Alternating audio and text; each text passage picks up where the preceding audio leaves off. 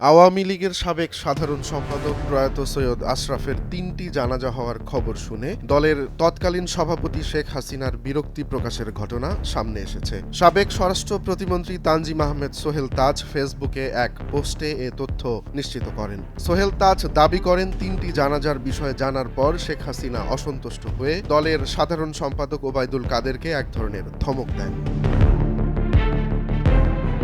৩ জানুয়ারি শুক্রবার বিকেলে ফেসবুকে একটি পোস্টে সোহেল তাজ লেখেন, সৈয়দ আশরাফের ৩ জানাজা হবে শুনে শেখ হাসিনা বিরক্ত প্রকাশ করেন। তিনি ওবায়দুল কাদেরকে ধমক দিয়ে বলেন, ও এত বড় কি হয়ে গেল যে ৩টা জানাজা পড়াতে হবে।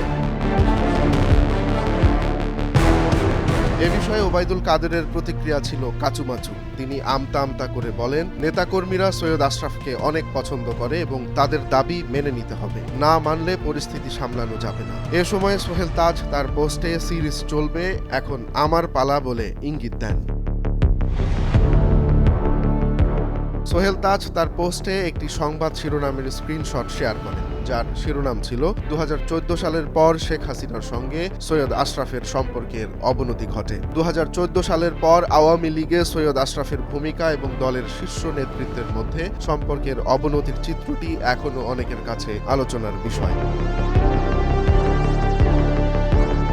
পোস্টের শেষে সোহেল তাজ লেখেন, আওয়ামী লীগের ব্রেইন ওয়াশ, নষ্ট পচা নীতি বা আদর্শচ্যুত লুটেরা, খুনি, হত্যা, গুম, নির্যাতনকারীদের সমর্থক সবাইকে অনুরোধ করব, অনতি বিলম্বে আমার ফেসবুক পেজটি আনফলো করুন।